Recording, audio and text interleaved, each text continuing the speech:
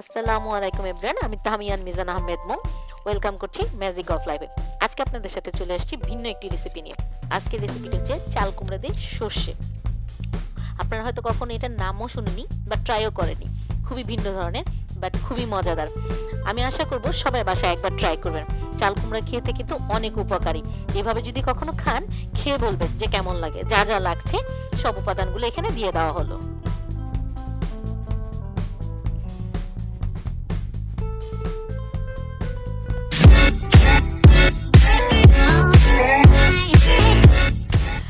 Subscribe করবেন আমার চ্যানেলকে এবং প্রেস দ্য বেল আইকন, সাথেই থাকবেন।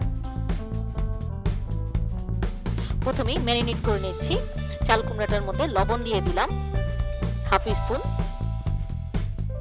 হলুদ মরিচের গুঁড়া হাফ স্পুন, আদা রসুন হাফ স্পুন,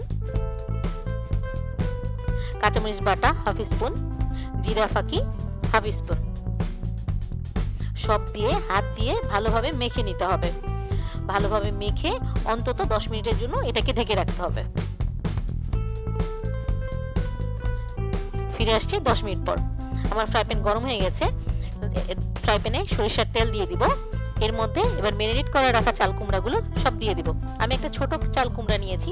আপনারা যদি বড় চাল কুমড়া নেন, সেক্ষেত্রে আপনারা গোল আকৃতি, মানে আমরা বেগুন যেভাবে ভাজি ওইভাবে কেটে নিতে পারেন। এখন এগুলাকে ব্রাউন কালার হওয়ার পর্যন্ত আমার ভেজে নিতে হবে।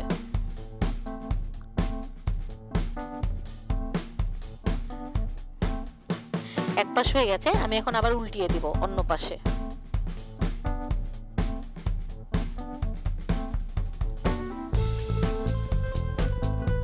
দুই পাশ যখন এরকম বাদামি রং হয়ে যাবে, ডার্ক বাদামি রং, তখন আমি এটাকে তুলে নিব। কড়াই বসিয়ে দিলাম। এখানে দিয়ে দিচ্ছি পেঁয়াজ 1 কাপ, হাফ কাপ পেঁয়াজ দিয়ে দিব। রান্নাটা সম্পূর্ণ সরিষার তেলে হবে। এখন এখানে হাফ কাপ সরিষার তেল দিয়ে দিলাম। ভালোভাবে নেড়ে নিতে হবে। পেঁয়াজটা হালকা বাদামি হওয়া পর্যন্ত ওয়েট করব। এর মধ্যে এখন লবণ দিয়ে দিলাম 1 চামচ, জিরা ফাঁকি হাফ চামচ, আদা রসুন পেস্ট 1 চামচ,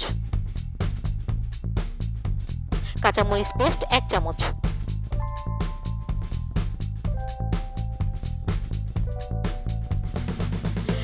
হলুদ মরিচ ধনিয়া ফাঁকির গুঁড়া 1 চামচ। আমি রান্নায় কাঁচামরিচ পেস্টটা ইউজ করি। এটা দিলে ফ্লেভারটা অনেক সুন্দর আসে এবং খেতে খুব মজাদার হয়। এখন সামান্য সামান্য পানি দিয়ে 3 বার মশলাটাকে কষিয়ে নিতে হবে। এরপর এতে অ্যাড করে দিব সাদা সর্ষে বাটা। যেহেতু এটা সর্ষে বাটা দিয়ে চাল কুমড়া, সর্ষে বাটার পরিমাণটা একটু বেশি হবে। এখন ভেজে রাখা চাল কুমড়াগুলোকে এর মধ্যে দিয়ে দিব।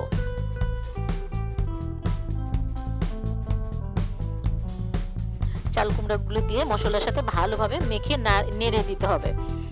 এরপর সামান্য দারচিনি এলাচ ফাঁকি এর মধ্যে দিয়ে দিব। সামান্য বলতে হাফ স্পুন। এর মধ্যে এখন আমি প্রায় 1 কাপ পরিমাণ পানি দিয়ে দেব।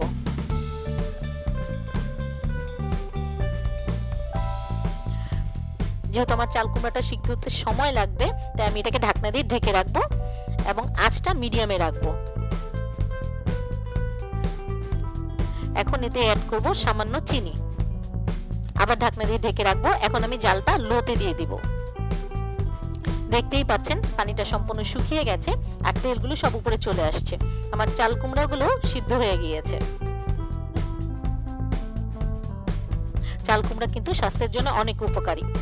এভাবে রান্না করে দেখবেন, একদম ভিন্নধর্মী একটি রান্না আর খেতে সেই রকম সুস্বাদু।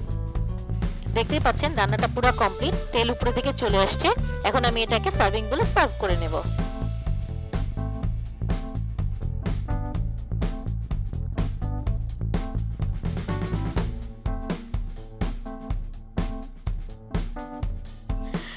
আমার চাল কুমড়ার সর্ষে দিয়ে চাল কুমড়া রেডি।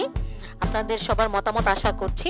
সবাই আমার ভিডিওটাকে লাইক করবেন, শেয়ার করবেন, অবশ্যই কমেন্টে জানাবেন যে কেমন হলো। আর আপনাদের আশায় থাকবো, আপনাদের কমেন্টের আশায় থাকবো। সবাই please subscribe my channel and press the bell icon for new recipe.